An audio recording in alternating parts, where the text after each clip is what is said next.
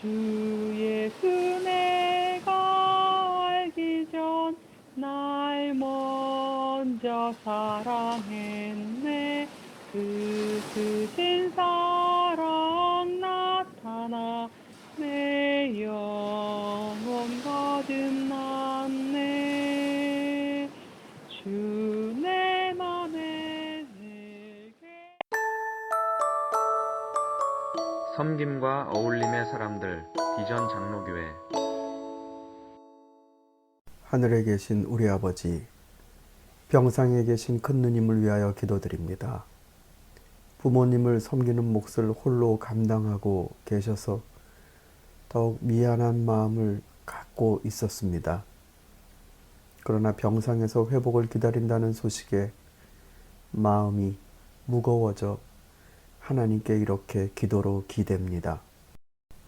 못난 삶을 사는 자들도 자식으로 불러주신 아버지 하나님, 못난 동생을 사랑하고 용기 주었던 누님을 지켜주시옵소서.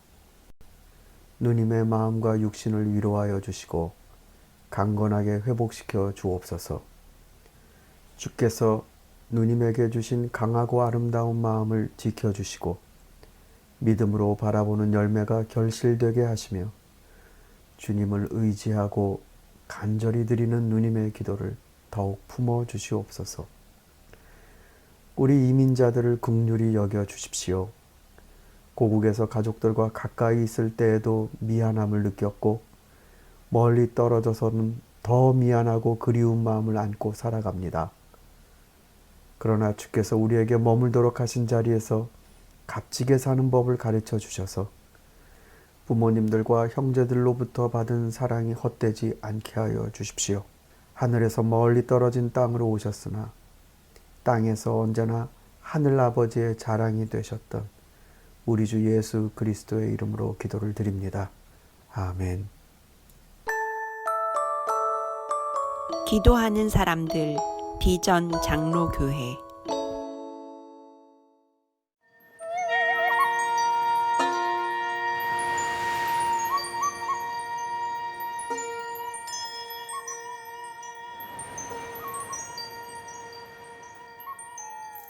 신봉사가 중을 보내놓고 곰곰이 생각하니 이는 긁어 부스러미어 도리어 후하니라. 홀로 앉아 스스로 탄식한다. 내가 공을 들이려다 만약에 죄가 되면 이를 장차 어찌하잔 말인고. 묵은 근심 새의 걱정이 불같이 일어나 신세를 탄식하며 천지가 아주 공평하여 별로 치우침이 없건만은 이내 팔자 어찌하여 형세 없고 눈도 멀어 해 달같이 밝은 것을 분별할 수 전혀 없고 저자 같은 정든 사이도 마주 대하여 못 보는가. 우리 망쳐 살았으면 조석근심 없을 것을 다 커가는 딸 자식이 동네 품을 팔아 겨우 풀칠하는 중에 공양미 300석이 어디 있어 호기 있게 적어놓고 100가지로 궁리 하나 방책이 전혀 없으니 이를 어찌한단 말인가. 장독 그릇 다 팔아도 한 대 곡식 못 살 것이며 장롱함을 방매해도 단돈 단량에도 사지 않으리라. 집이라도 팔자 하나 비바람을 못 가리니 나라도 아니 사리라. 내 몸이나 팔자 한들 눈 못 보는 이 잡것을 어느 누가 사가리. 오, 에이고 에이고 서러워라. 에이고 에이고 서러워라. 한동안 이렇게 슬피 울고 있을 때에 심청이가 급히 돌아와서 닫힌 방문을 벌떡 열고 아버님 하고 부르더니 저의 부친의 모양 보고 깜짝 놀라 달려든다. 에고 이게 웬일이시오. 승상댁 시비에게 방에 불을 떼달라고 부탁하고 치마를 걷어쥐고 눈물을 씻으면서 얼른 밥을 지어 부친 앞에 상을 놓는다. 아버지 진지 잡수시오. 나 밥 안 먹으련다. 무슨 근심이라도 계시오. 내 알릴 아니로다. 아버지 무슨 말씀이오. 소녀 비록 불효이나 말씀을 속이시니 마음이 설었습니다. 아가 우지 마라. 너 속일 리 없건만은 내가 만일 알고 보면 지극한 내 효성이 걱정이 되겠기로 진작 말 못하겠다. 아까 너 오는가 문 밖에 나가다가 개천물에 빠져 죽게 되었더니 몽은사 화주승이 나를 건져 살려놓고 몽은사 부처님이 영검하기 다시 없으니 공양미 300석을 부처님께 시주하면 생전에 눈을 떠서 성한 사람이 된다기로 형편은 생각지 아니하고 홧김에 적었으니 이 어찌 될 말이냐. 도리어 후회로다. 심청이 그 말 듣고 반기어 웃으면서 대답한다. 이제 새삼 후에 사시면 정성이 못되니 아버님 어두우신 눈 정령 밝혀보게 공양미 300석을 아무쪼록 마련하여 보겠습니다.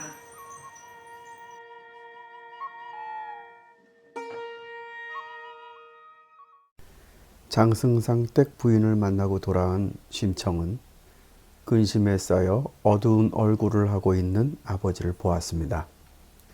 아버지는 자초지정을 말하면서 그만 홧김에 공양미 300석을 약속했다는 것을 말합니다. 홧김. 신봉사는 무엇이 그렇게 화가 났을까요?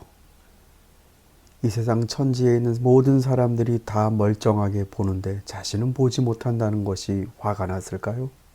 아니면 화주승의 말이 마치 자신의 살림살이에 변변치 못함을 비우는 것 같아서 화가 났을까요? 심청이의 초반전 이야기로 돌아가 곽씨 부인과 아이를 낳자라는 얘기를 할 때 신봉사는 이렇게 얘기했었습니다. 여보, 내가 원통한 일이 하나 있어. 살아있으면 누구나 자식이 있어 부모의 상과 또 제사를 치루어 주는데 비록 가난하고 눈이 멀었다 하지만 사람이면 당당히 있어야 할 자식이 없는 것이 원통하다는 이야기였지요.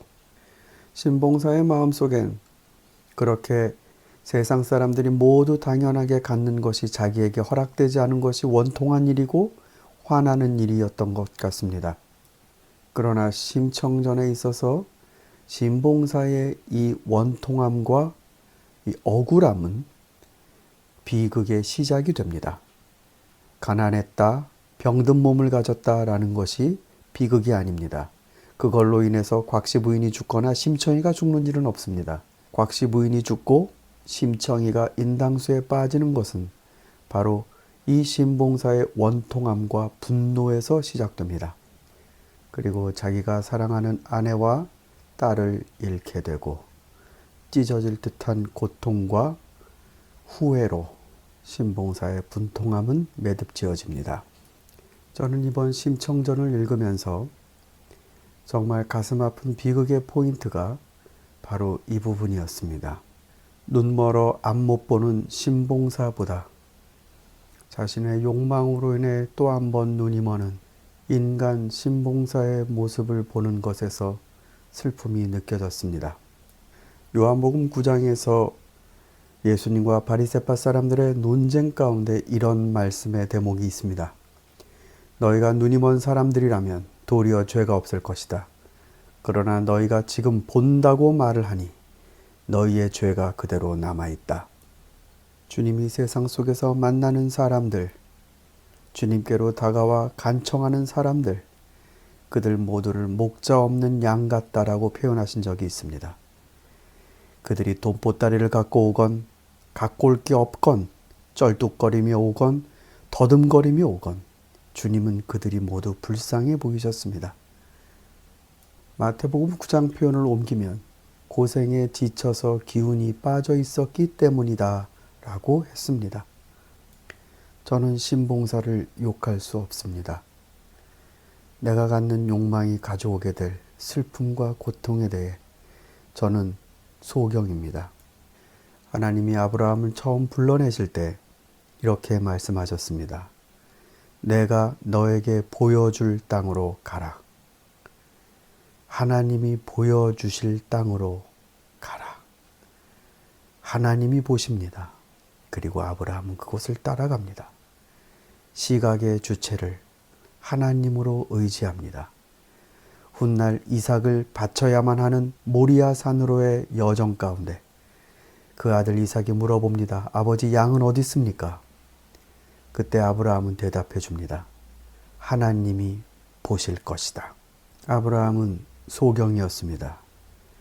그러나 하나님의 눈을 의지하며 걸었던 사람입니다.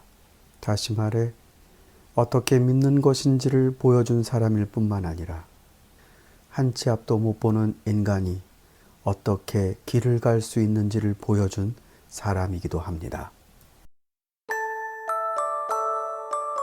말씀 붙드는 사람들 비전 저녁 교회